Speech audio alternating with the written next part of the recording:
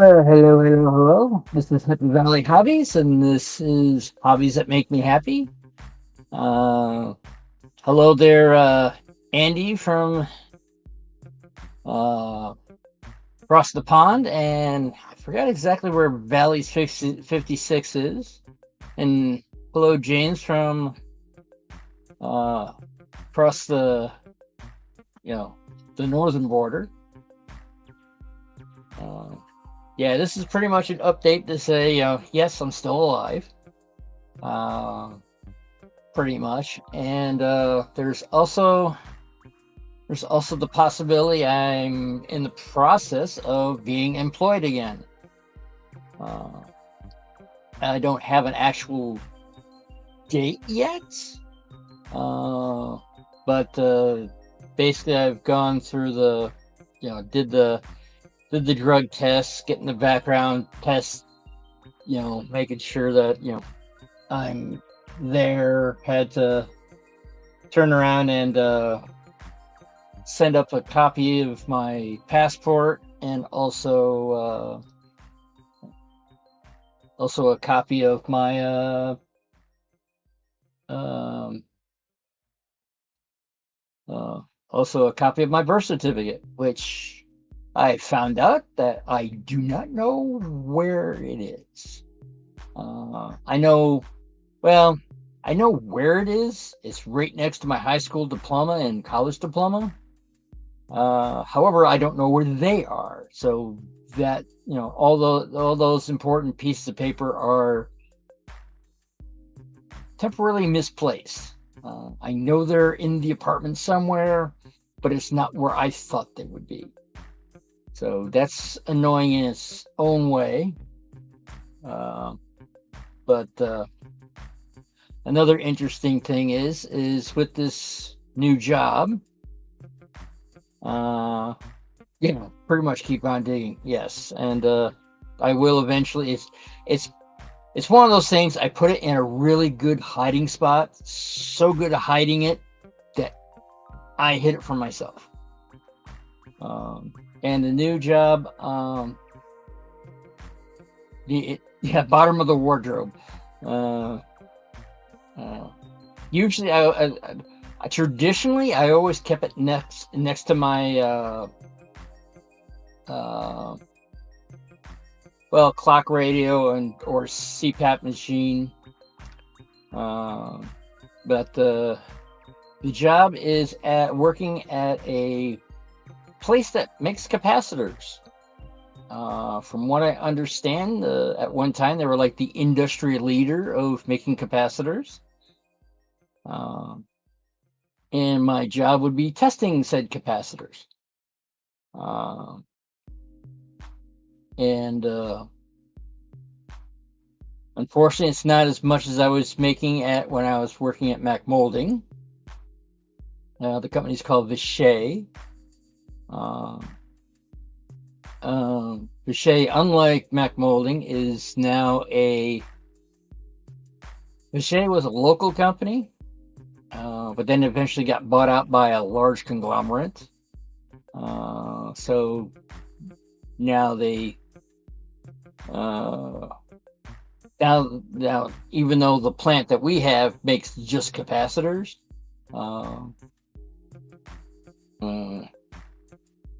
Shay amongst it. Yeah, they, from what I understand, they've always did good work and all that. But at the same time, now that it's part of a larger conglomerate and all that. Their pay is just, this is a manufacturing job, and yet it's at the same price level as a fast food place. Now, with a fast food place, you might not get the full time, whereas this is going to be a full time position. But hello there, Dan. Thank you for coming in. Same thing with the Orbis capacitor main Hamilton. All right. Yeah, that's one of the things during the interview that I was apparently talking with one of my future managers, and I get the impression that he knows his job and what the company does. Outside of that, he had no clue. So I mean, he probably does a very good job of what he does and all that, but he does not have a trying to think now, because there's times that I ask him a question, which is something that I mean, I went to college for electronics, and it's one of those things I remember back. If you looked at it like a Radio Shack, hello there, Daryl. Thank you for coming in. If you looked at one of the the basic Radio Shack intro to electronics books, it had the difference between electrolytic and a ceramic capacitor, and my new boss apparently did not know the difference between the two. So I'm like, he might have the process of how to make a capacitor down, but not necessarily know how it works. It's one of those things that he's not actually building the stuff, so he doesn't need to be good at his job or he doesn't have to be good at making capacitors, because he's just managing the people who are making the capacitors. So it's going to be interesting. One of the annoying things is that one goes bang when you reverse bias it. Yep. One of the things is that the capacitors that are showing that I'm a tester, and they were showing they're called coaxial capacitors, which I've seen them before and all that, but I couldn't think of what the name of what the non-coaxial one is, where instead of having a looking like a resistor with without a through-hole resistor where the leads are sticking out the ends. I was trying to figure out what they call hello there, Wigwag. Thank you for coming in. What a capacitor is with the connections on both sides are. And apparently he had no idea either.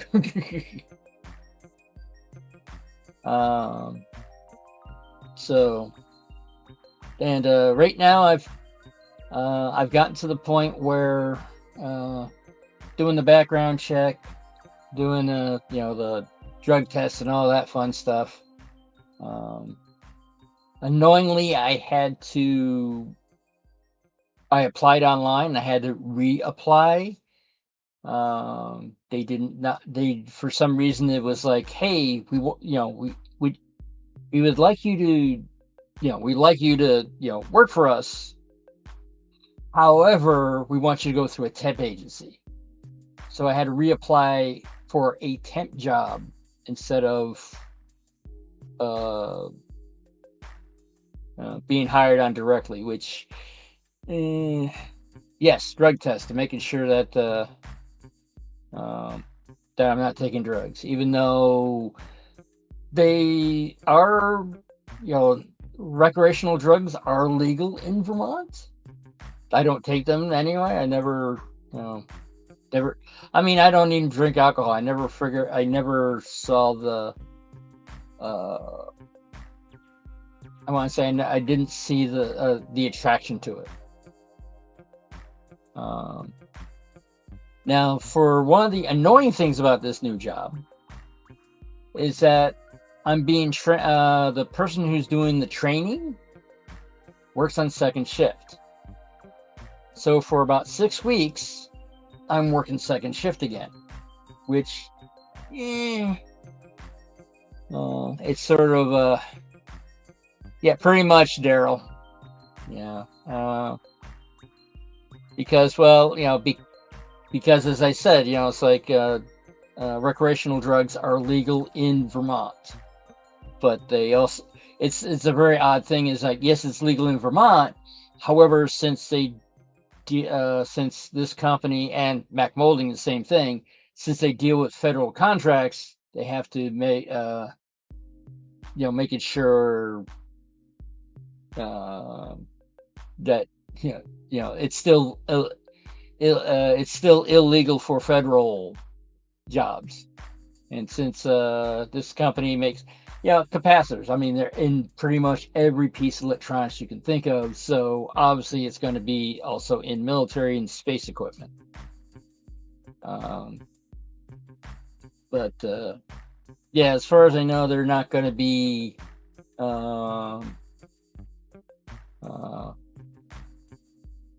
Yeah, well, that's good to know, Andy. It is one of those things. If there has been times I'm like going like, just out of curiosity, just all right, what's the huge big deal on it? But at the same time, I also know that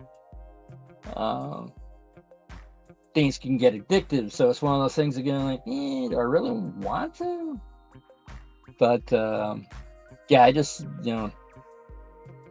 I mean, I am sort of kind of curious. Nicotine is legal. A lot of just.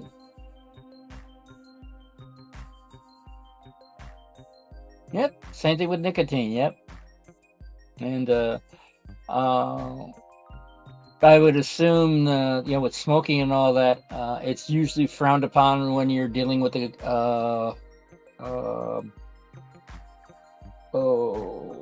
clean room environment, because they're trying to keep everything as clean as possible, and smoking is not. No, you haven't mentioned that you like train sterile. Oh, hello there, Sparky. Thank you for coming in. But yeah, the new job is going to be for the first 6 weeks going to be second shift again. So you're going to see me disappear again from live streams for about a month or so, and then probably be back on again. I still haven't decided on a new schedule. But with things going on and all that, I just thought it would be let people know what's happening with me, and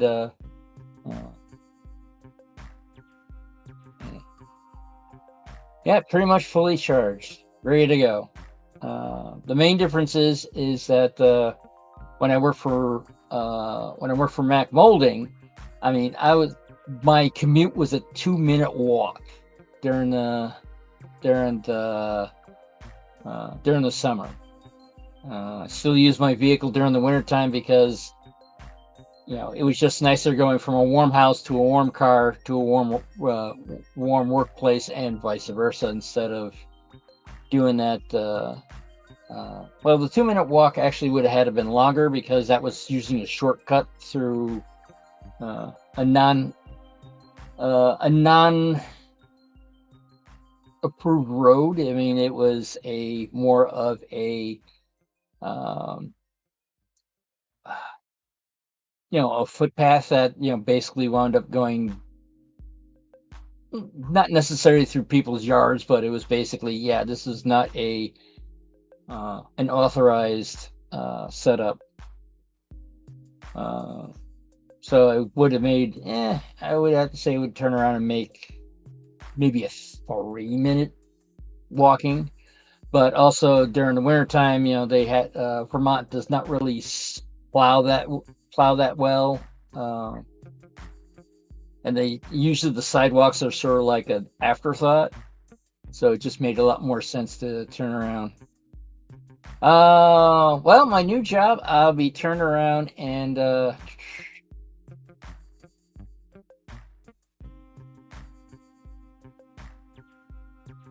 what I'm doing in my new job is as a tester for a place that makes capacitors.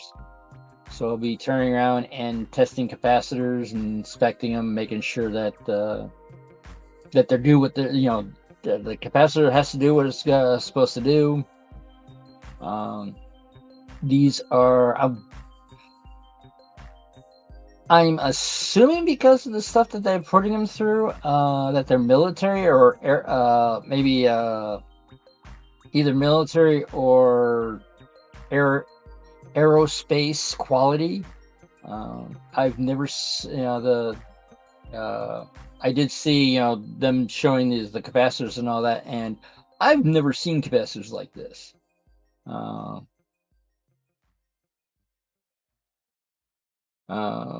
well, I would have to say it's Vichet. Yes, that is how the company is spelled. It's yeah, it's well, it's more of the components, not necessarily electronics in general. I mean, the the company itself, I think, if you go on their website, they actually, not only have capacitors but also other electronics. Um, but the plant that I'm specifically at, we do just capacitors. Uh, yeah, exactly. Picking a profession that AI cannot do, and or that AI cannot try to do and all that. I did see something with Heath there where he was talking about great cast for guitar amplifiers. Yes, I would have to. There is a lot of things I would have to say. In my opinion, there's too much. Sort of like I almost want to say, like you had the .com, busts, the video game console bust and all that, where it's like oh, it's going to be this, this, this, and this, and then it got overvalued, and then it collapsed, and then everyone, a large portion of people got screwed over, and the only, I want to say, the ruthless ones stayed on top, and the ones that wound up being part of especially the ones that wound up being part of the infrastructure, they're the ones that wind up, they're not really talked about. Then all of a sudden, there's no competition.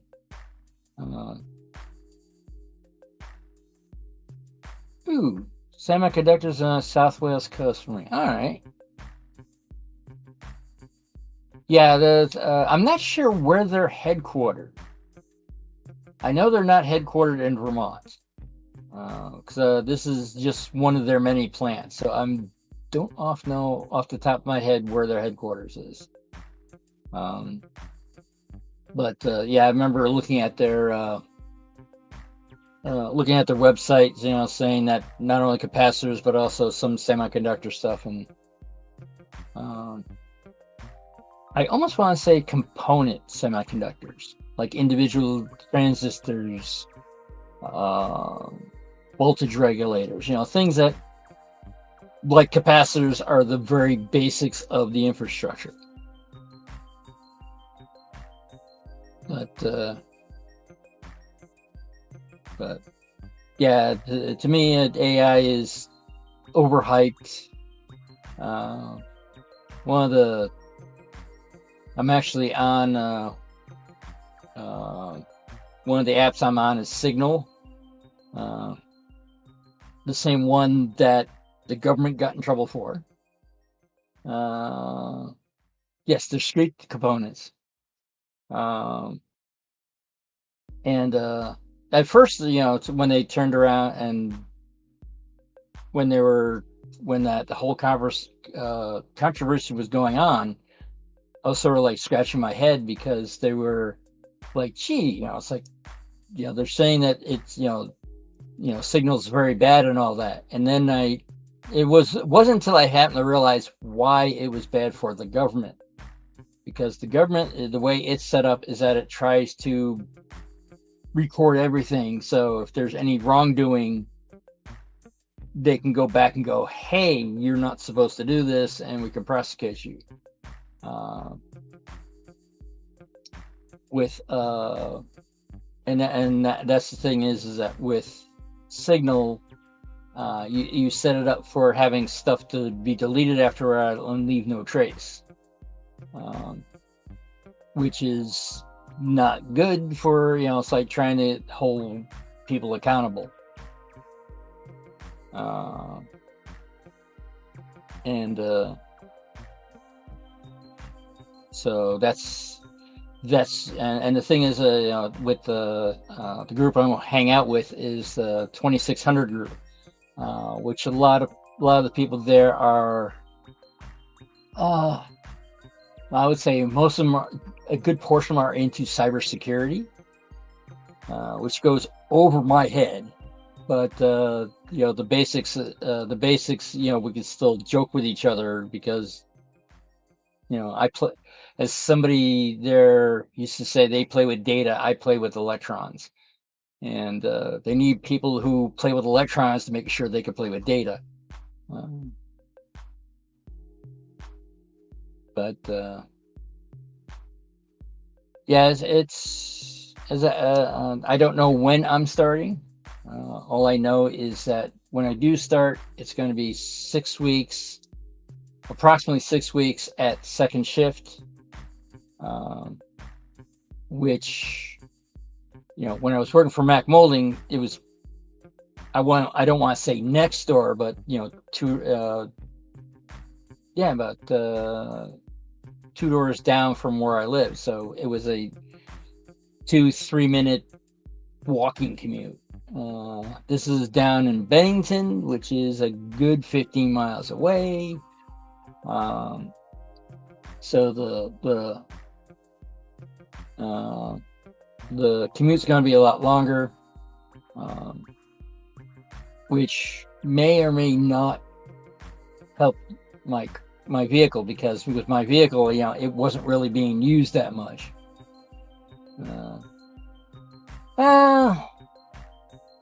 The thing is with second shift, there's a lot of times I'm not able to get on live streams, during the weekday. So it was a lot of people were wondering. From what I understand, there were people who were wondering, where did Ed go? It's like, I'm still here.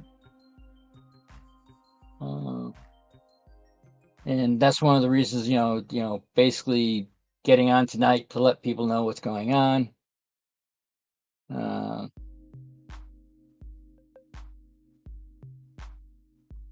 Yeah, the funny thing is that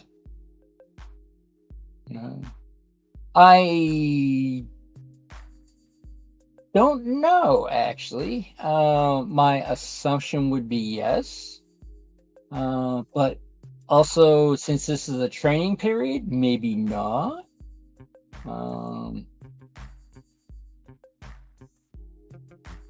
Yeah, the thing is, right now,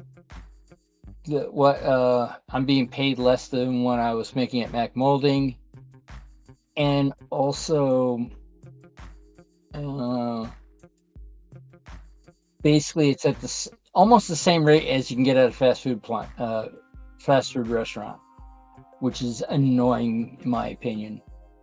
But I'm starting to look like it more as it's easier to get hired when you're already employed. So I'm still, I haven't stopped. I'm not stopping looking for work. I'm just not Well, the last job, I wound up losing that one because I was not able to with keep up with production. I was trying to find another position in that place where production wasn't that hyper focused, but unfortunately, I just didn't find something in time, and it my career has been pretty much I've been my average time at a job is about 2 years. The longest one I worked at, I think, was 3.5. At one time, it had nothing to do with my performance whatsoever. The one when I was there for 3.5 years, they wound up moving out of the state. Ever since Vermont, it's always been I've been too slow, and because I wanted to do it right, not fast. That's when I was basically trained in the military. That's how when I was trained in the military, I learned on how to make these. And these, this is for people that are wearing these. So it's one of those things that you want to get it right. So I was always told that it's quicker. It's always quicker to do it for one time slow and then twice fast.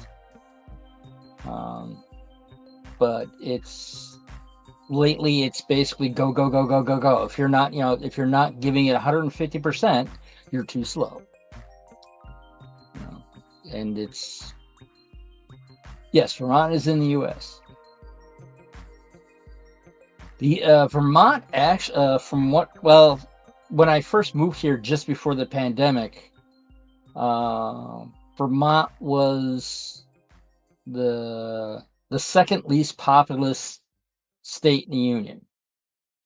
Only Wyoming has less people in the state than Vermont.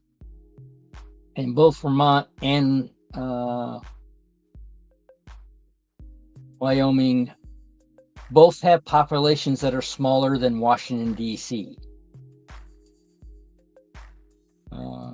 With the pandemic, apparently a lot of people decided to move to Vermont, to get away from the cities and all that, and less regulation. Vermont has the second largest amount of second homes, with Maine being the first. Maine has a lot of people coming from that have second homes, that people who live in Boston. Vermont has a lot of people that have their second homes from New York City. And the thing is, because of that, because of the history of Vermont, yes, it's a very beautiful state. As long as you don't want to bicycle it, because if you're going north and south, it's very, very hilly. But if you're going east to west, it's mountainous. So it's definitely not set up for riding a bicycle. But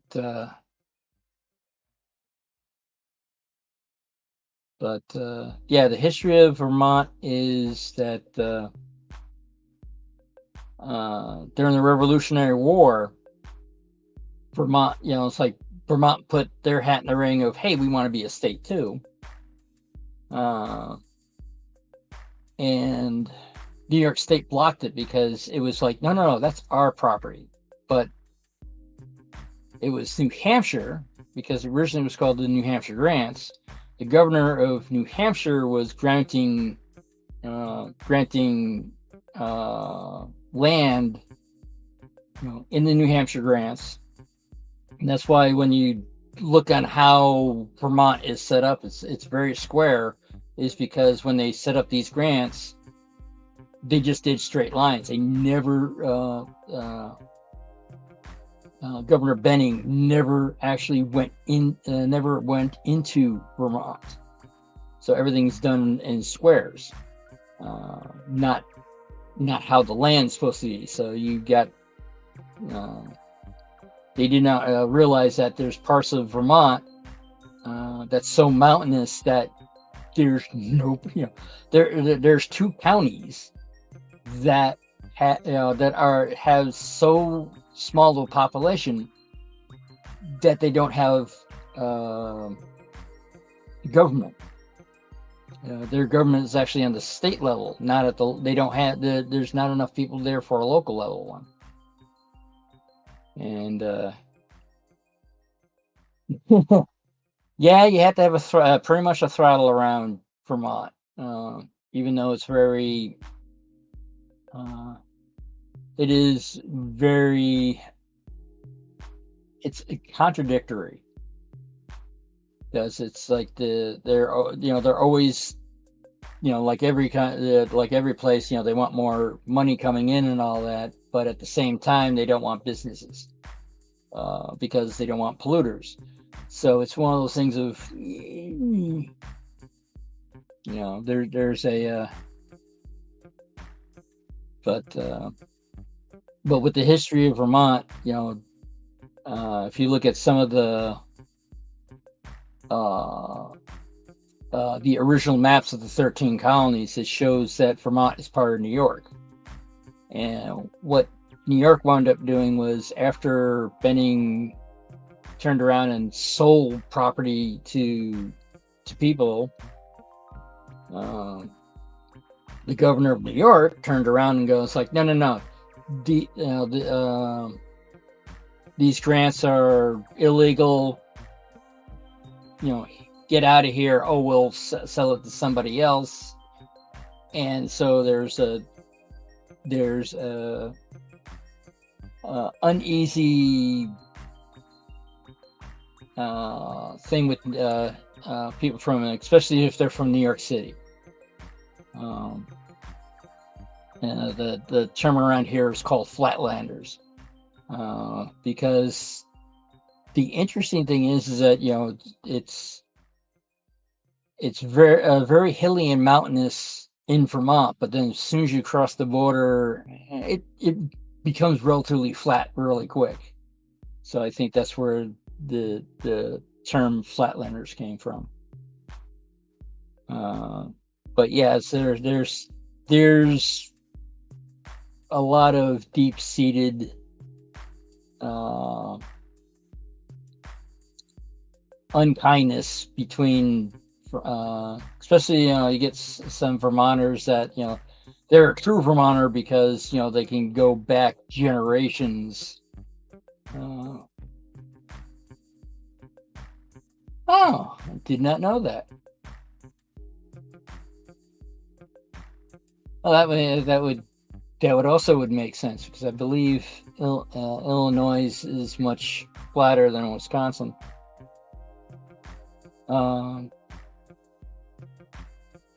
But actually, I remember there was during it was during the pandemic, there was a comedian that was personifying the different states and all that, and they had Vermont. Vermont comes to the table, and they start talking about as soon as they say maple syrup, it's like hey, you want maple syrup? You need it? It's like all this thing about maple syrup. And then when he was playing Vermont, talking to the one that was Florida, it's like like, you flatlander. It's like Vermont and Florida just turned around and said, I'm the state that's the flattest. Your point?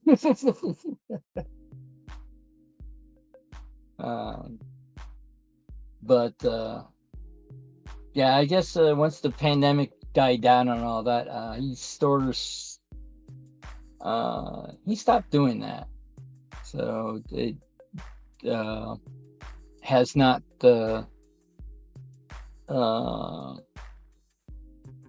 he hasn't really come up with my stream lately, but he used to do a lot of shorts that way.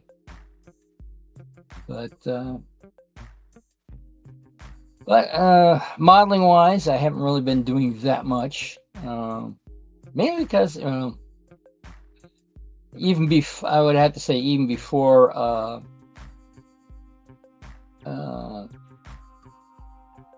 getting laid off, I don't know, it was seasonal depression or something. I just wasn't really in the mood. Not really in the mood to get online and do stuff. And then when I did get laid off, I'm like, now I really wasn't in the mood. Still not quite in the mood, but at the same time, realizing that probably I should, say boo to everyone. Why, thank you, Daryl. That's what the plan is. One of the plans I did have before getting laid off was I do have this idea for a bicycle camper, and I was thinking on it probably make better sense to build this bicycle camper in the Netherlands because of the bicycle culture there. So I was actually thinking of moving to the Netherlands, saying, hey, I got this idea that, people might like. But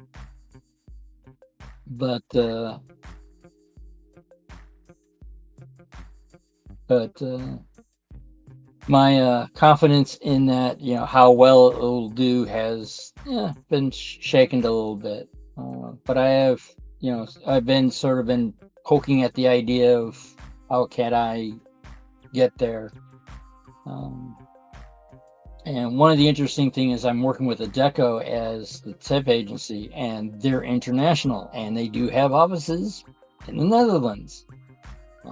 So I'm thinking maybe trying to get a job over there, and then once I get established over there, start thinking of doing that one. Well, hello there, Derek. Thank you for coming in.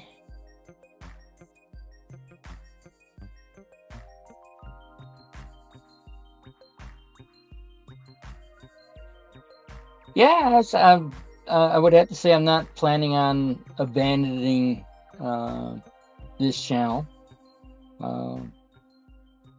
Mainly because from what I understand is even the most successful channels have usually a 5-year expiration date on them. I know there's this one channel that it's called This Old Tony. It's a machinist channel, and he was very popular at the time, and I think he's now doing only a video once every quarter or something like that. Not sure why, but it's no longer up to the interesting things that he used to do. I mean, insert as many dad jokes and you can think of. But it seems that he's still doing the machining part and all that. He's just not recording it anymore. Hello there, Thomas. Thank you for coming in. But right now, my biggest challenge that I still haven't been able to figure out yet is how to re-gauge the trucks. Mostly, basically, how do I change the bolster width? Well, hello there, Bob. Thank you for coming in. And also trying to I was planning on using LaBelle trucks since they're a 3-piece unit. Now I'm starting to think maybe I'm not sure who's a good. I don't know who's a good 3D printing company that does trucks. I might sort of aim for that route. and then turn around and go like, hey, it's like, can you, do this particular truck style, which is, would be obviously pre 1876. Can you do this type of truck and have it gauged for have it an HO scale, but have it designed for S gauge axles, because that's what I'm using for my axles, because standard S gauge is 1 millimeter wider than HOW6. So 1 millimeter off, it's like, don't look at it too closely. Rivet counters might be going like, oh my God, it's off. But that's one of the reasons why I went with a fictional railroad, because I won't have rivet counters going like, oh my God, you got things wrong, because right now there's nothing. It's right now broad gauge is, I want to say what narrow gauge was in the, I want to say 70s. I'm not sure when narrow gauge became popular. Now it's its own subgroup. But there was it's one of those things of, I don't know when they pretty much George. Well, and I have a feeling that George is a new person.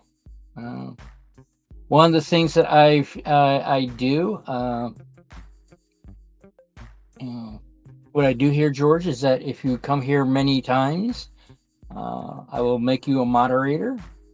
The way I look at it is that if you keep on coming back, it's like you're invested enough to help moderate. I know there are some like Anthony Dodge, the train outsider. Once he sees somebody, ooh, I'll make you a knight of the rhomboid table. And I'm looking at this like, well, if you're only here once, what's the point in making you a moderator? But if you come here many times, right, Daryl. You build it, they will come. Well, especially since there's a locomotive I'm designing in my head, which doesn't quite have it's inspired by a lot of different engines, inspection engines, dummies, and what was it? And steam motors, and sort of like combining them all up and making a very unique locomotive, which I would assume rivet counters are going like, hey, you got the headlamp on the wrong end. It's like going like, no, it's on the front. It's just that the steam part's in the back.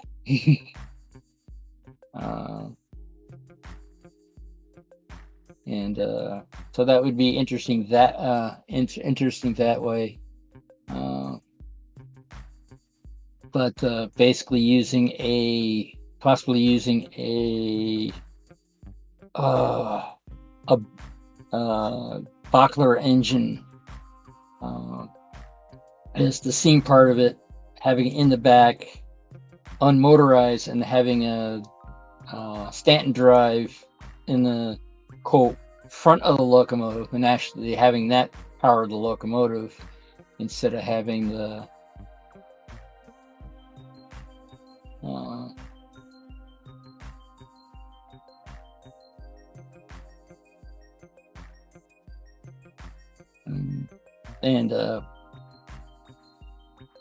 and go that direction. But it's one of those things I need to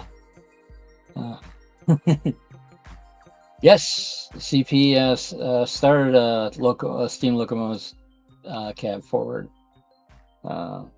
There's the locomotive that I'm planning on. It's going to look very similar to, oh, it's a Massachusetts style locomotive. It's a 224 tank engine. But it's designed to go both directions, so it has a headlight on each end. And I think over in Britain they call them steam motors. But the steam is usually steam motors. They usually have a small little vertical boiler inside the body, so you can't really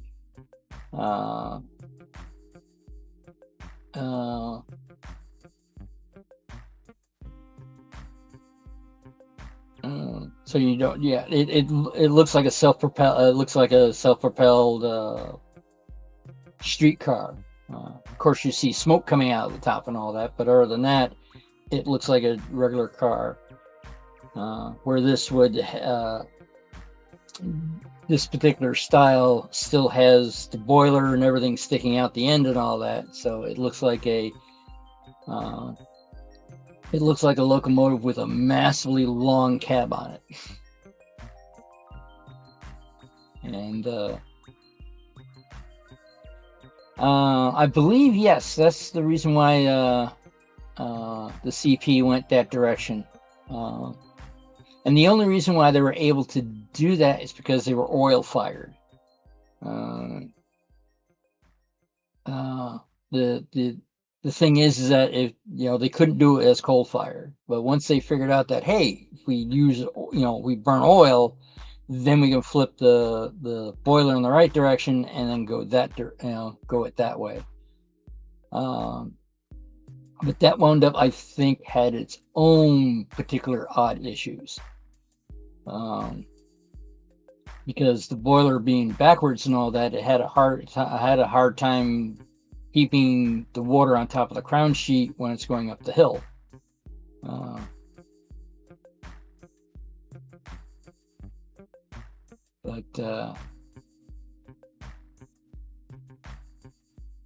From what I understand, only one survived.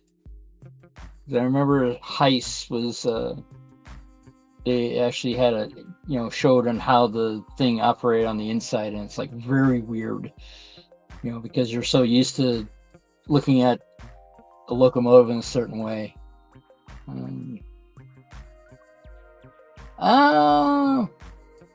I don't want to say it didn't look like a box cab. It more looked like a streetcar.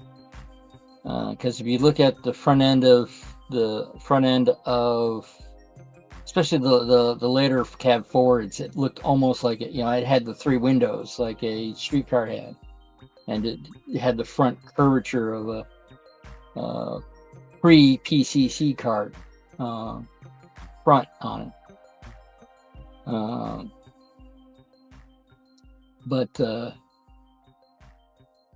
Yeah, the Heiss actually showed on how the controls are, and it's like the controls are same as any other steam engine and all that, but it's on the opposite side of each other because, well, they flipped the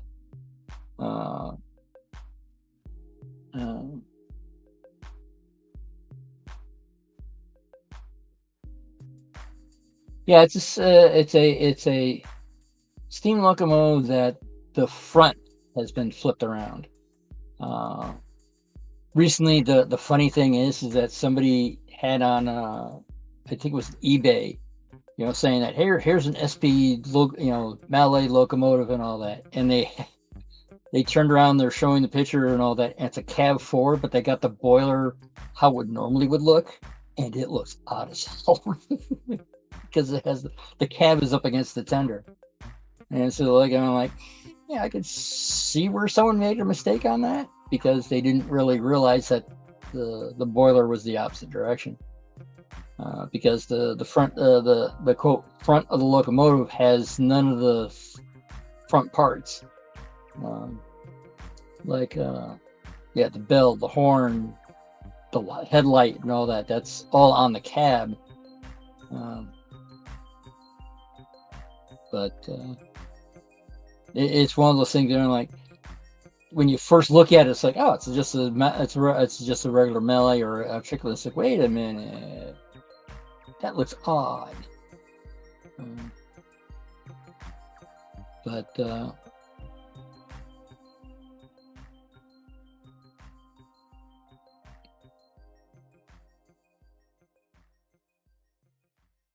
yeah, I mean, some people are just not into the history. Myself, even though I want to say if I had a good throwing arm, I could probably hit the Vermont Railway railroad out of my apartment. It's one of those things I'm not really, I can, when I was younger, if I heard a train whistle and all that, I'd be, it's like I'd be out the door, chasing that thing like anything. But I'm not really into modern diesels because I would have to say, admittedly, since I live very near the Alco headquarters, I'm sort of partial to them, and they went out of business. I want to say before I was born, or around when I was born. So most of the modern stuff now is either EMD or GE. And from what I understand, even that's not true anymore. I believe EMD was bought by Caterpillar, and GE, I want to say, was bought by former shadow of Westinghouse. I think. I could be wrong. Again, it's modern stuff. I'm not really, up on top of that. But yeah, it's like I've always liked steam engines and all that, so that's why I've always, been, my first layouts were more towards the transition era for the Delaware Hudson. And then let's see. Then but since Alco was based, I did not realize when I was growing up that Alco was, I would be driving, my parents would be driving by Alco and not realizing it.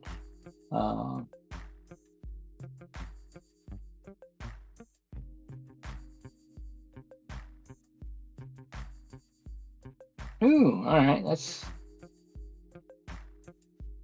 well, I mean, we all hit walls. I mean, as I think I said earlier, I just didn't feel like, doing this for a while. But I don't know. Hopefully, I'll get back in the mood of doing stuff. But yeah, I need to. Ooh, that reminds me. I gotta double check my email. I was supposed to send an email out to Adecco saying that, hey, I need to let people know that I've already have a convention I'm planning on going to in May, which is not train related. It's mechanical, but it's not train related. There is a thing that was actually, I think 18. It's 18. I want to say we associate Mr. Horseshoe. Well, it's nice. It's nice to know, Bob.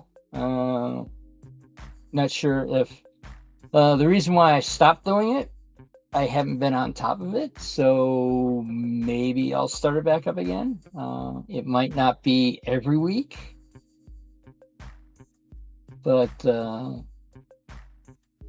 maybe not. As I said, I haven't really found That's one of the reasons. Another reason why I stopped. I haven't really found a place to do something weekly,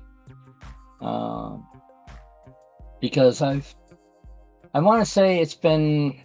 Oh, hello there, Grandpa Royals. Thank you for coming in. Yeah. 11/8. Let's see. Well, according to StreamYard, it's 12. And according to YouTube, it's 2 likes. It's like it's one of those things, in my opinion, I'm not really hyper focused on the numbers, because there's been times that it's like, oh, you only have one person watching, and yet I'm watching the live chat going, and it's like, nah. That is true, Bob. That is very true. But it gave me, I would have to say, Bob, it did give me something to do every week. But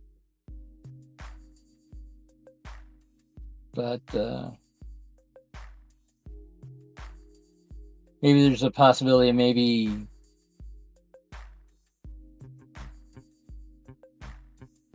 getting connected with somebody else that does something similar to Sidetrack Sunday, so I don't have to do it every single week.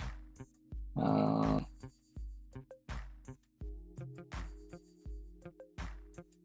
was actually thinking of the Monday crew, but it's like, oh, I don't think they're Canadian. I don't think they'll let an American pop in.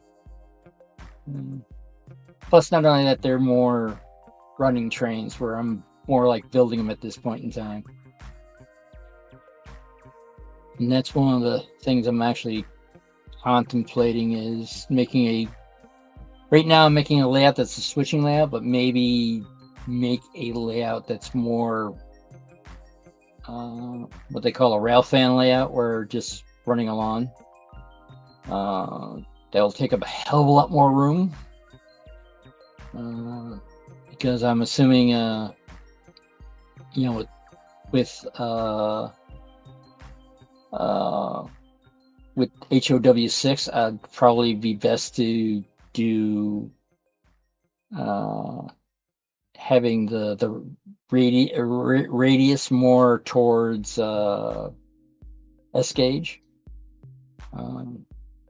even though I'm not sure if I would be able to do HO scale, because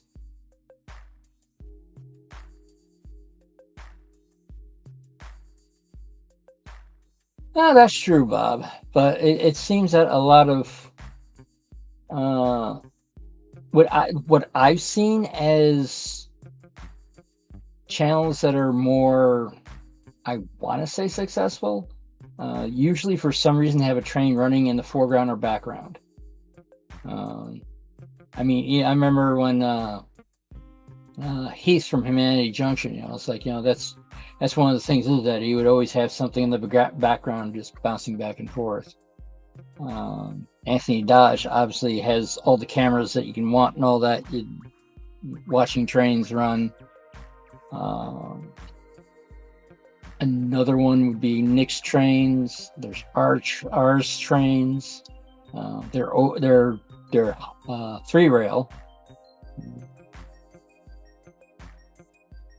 Yep, exactly, Daryl. I do remember you had your trains running when you were doing yours. Not extremely fast. It's just some movement for some reason. And I've also noticed things that have nothing.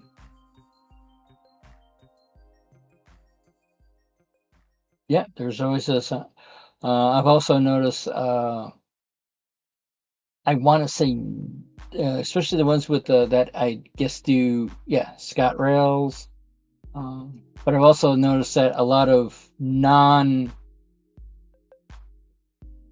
train stuff do it also. Like it seems that every single news organization has something scrolling around it for some reason. I was actually contemplating on, since I have 3 monitors, this monitor is sort of not as helpful as it would like it to be. Uh, uh, George, you're Canadian. Well, I won't hold it against you. Uh, nice. Thought I heard that. Was James in here earlier? For some reason, I thought James was here. He's also Canadian. As I know Sparky is. Sparky likes to lurk in the background.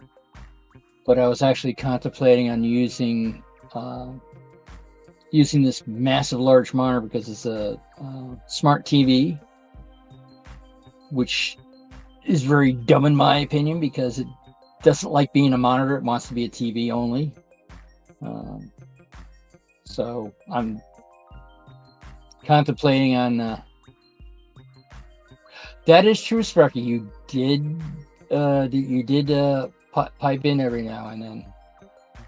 You're also, I believe, you're also somebody that usually runs the trains during their live stream. Sometimes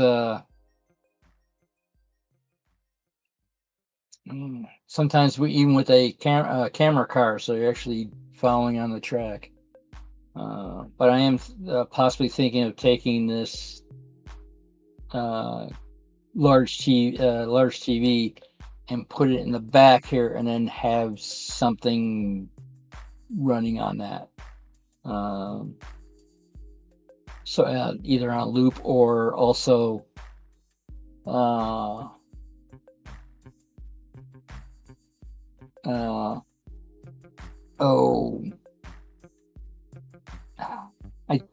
want to say the turn around and scan. Oh, okay. That explains why StreamYard looks odd. Because I got apparently I got StreamYard on mirrored. Then so I'm like raising my hand up here, and then all of a sudden on this monitor over here, it's showing me pointing the other direction. So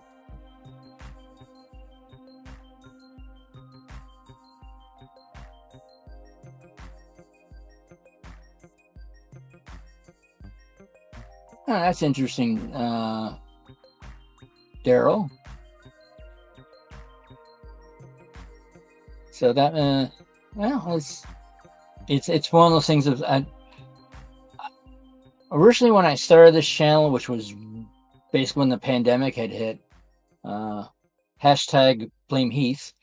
He says, "Oh, start your own." I was unemployed, so I started a YouTube channel, and so I decided to do so. And then right after that, I did something silly and got employed. So I wasn't really on top of the channel, trying to do all the things on it.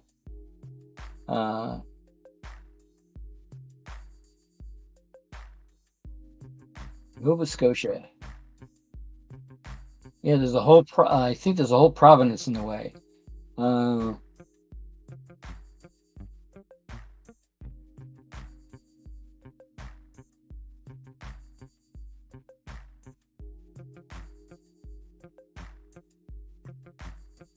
But yeah, it's one of those things. I haven't really been on top of things. I'm surprised I'm actually up to 146 subscribers now. Every now and then I get a notification. Oh, you got a new subscriber. I'm like, oh, really? And I'm glad people are willing to be a subscriber to my silliness.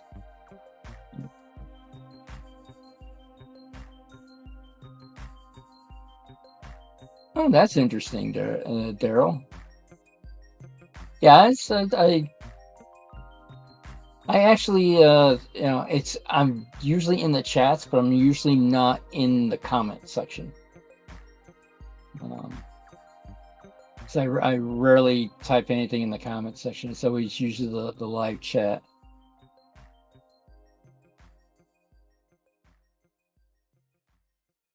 Uh-oh.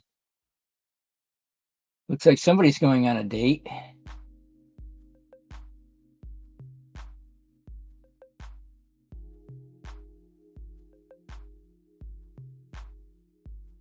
Yeah, I would have to say I'm surprised that every now and then I want to say somebody that I consider a large channel gets on my channel. I'm like, okay. Um, so I'm assuming that I mean, just because they have a large somebody has a large channel does not necessarily mean they don't like what you're doing. Um, so the all the people who are I guess consider themselves extremely large. Let's see. Da-da-da-da.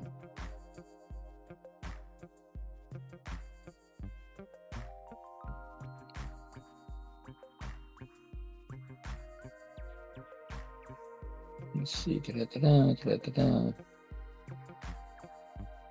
Yeah, one of the things that I've been off of StreamYard for so long that there's things that I've actually didn't realize that things that you can do now, uh, like might be ever so.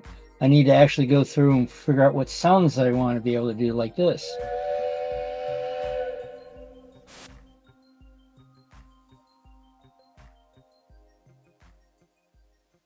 Things like create background, figure out what loops that I want to have. Background music.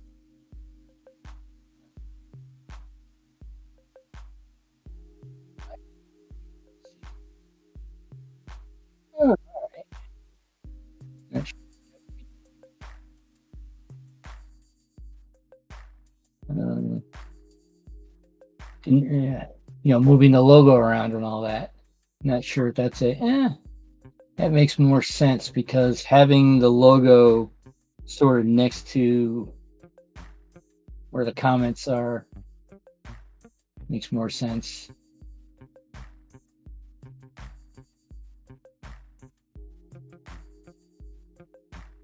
Huh, that's interesting, Sparky. Only three YouTubers have been SMT.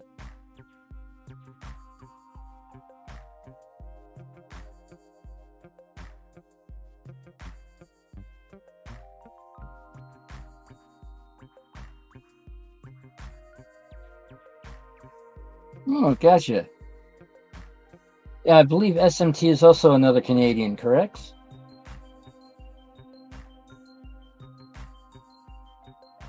Now, is Sean and Nathan DeLay and the other guy, are they Canadians also? I actually don't know where Nathan DeLay is.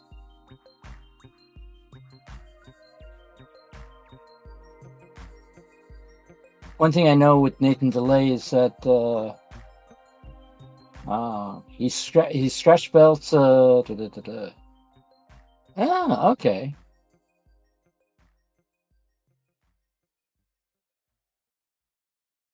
Okay, Nathan's American. Sean is near the Quebec border. All right.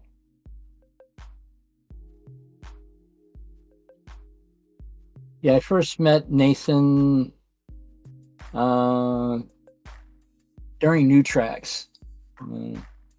I know Jim was, sort of pushing on him hard because, ooh, he's a young guy. And Jim was very, very, very worried that the skills were not being passed down to the next generation. Um, there's times that I want to actually turn around and, you know, the model train people, which I've been interviewed by, they're very younger guys. One I believe is in college still. Sort of like, hey, look at these guys. Like try to get them together. But speaking of getting together, one of the things I try to do in this channel is let people have. Oh yes, Nathan is very creative. Not my kind of creativity, but I can appreciate it. I mean, it's.